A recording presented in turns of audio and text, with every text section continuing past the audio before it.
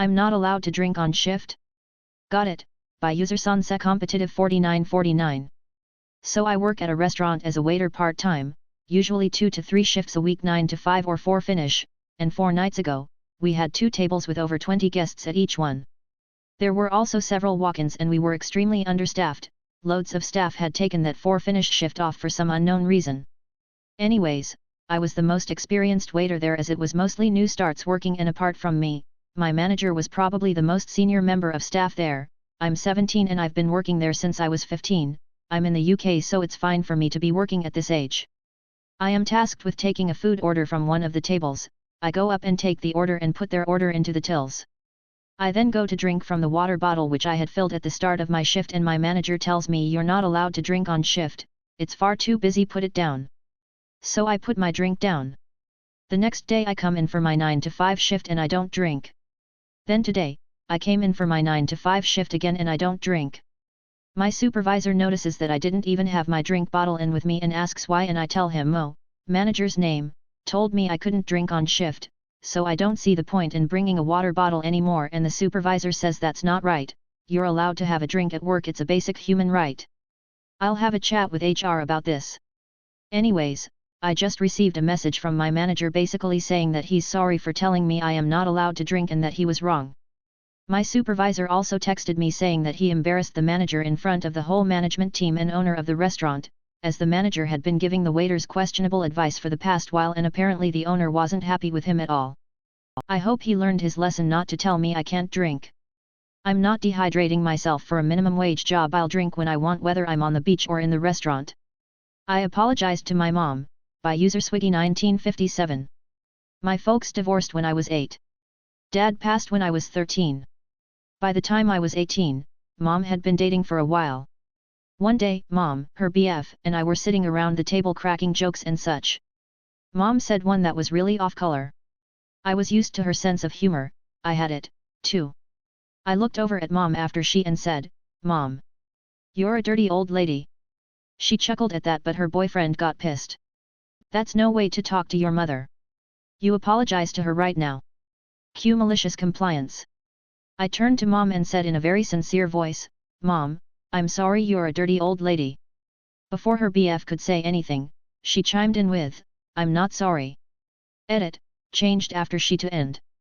Customer wanted the computer back the way it was, by user -net 4416.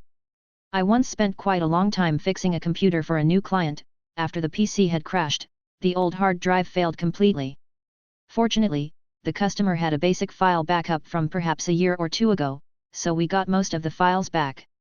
However, I had very little info to go on. I didn't know the original version of Windows, no idea what apps they used, or what email client they used. I was met by repeated "I don't know" and "it didn't look like that before." I continued to be patient, calm and understanding, bringing up images on the internet to see if any start menus/apps looked familiar.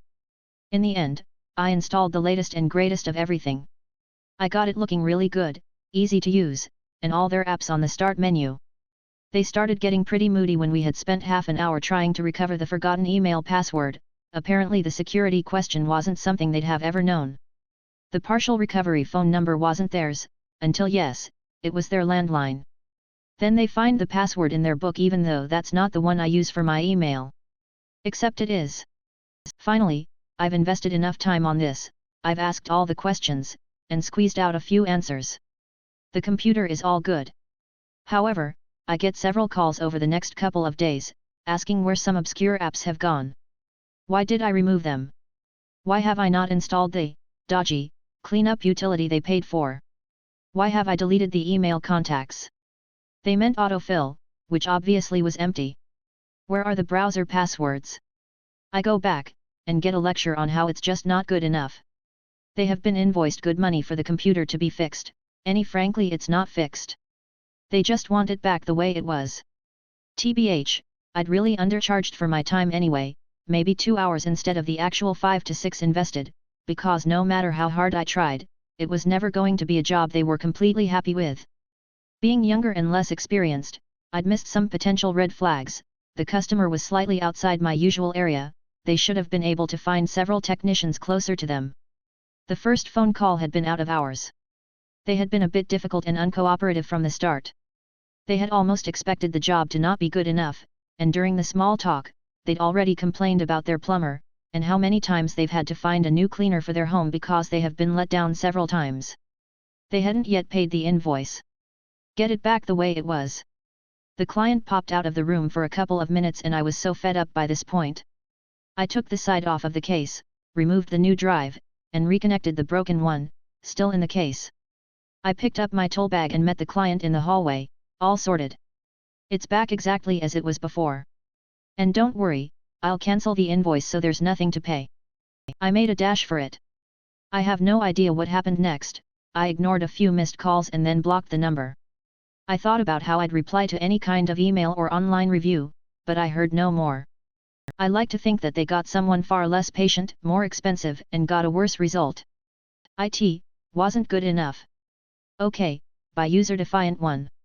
Way back when, I worked at a video store, think Blockbuster. Great job for a kid going through uni. I also worked a local IT company doing business call-outs/fix issues. We got some new owners at the video store. Eventually something went wrong with the cash drawer's connection to the PC. I offered to look at it, for normal video store pay rates, $15 HR or so back then. I was quickly told, no. We will get a professional. Fine, no issue. By now, you know where this is going. They call the local computer store. They say sure we will send our guy around straight away. The computer store calls me, I answer, in front of the new owners, and accept the work. I turn to them and say, sorry, now it's computer job rates, $70/hour. Edit, Fallout. They accepted the rate and I fixed the issue. Going forward, we agreed to pay me directly at a higher rate, but not as much as they paid via the computer store. Edit 2. A few questions are about the money. All numbers are in my local currency, dollar Australian. The rates of $15, 20 years ago is correct. And taking personal calls during slow periods were fine. Obviously I wouldn't normally in front of the owners, but I knew the caller was going to be about the job they just called in. Hope that clears it up a bit. We don't stop for birds, by User Jerdy. Many years ago when I was 15 years old I was enrolled in a driver's education course to get my learner's permit.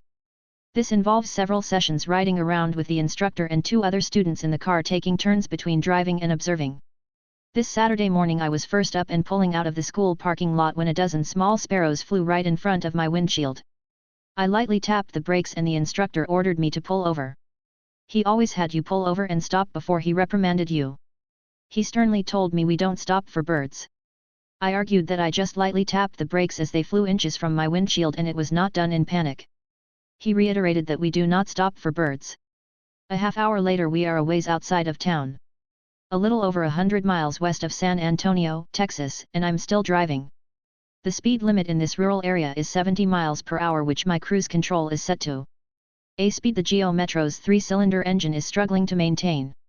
We come over the top of a hill and there's a half-dozen wild turkeys slowly crossing the road up ahead. I keep in mind my instructor's orders not to stop for birds and maintain my course.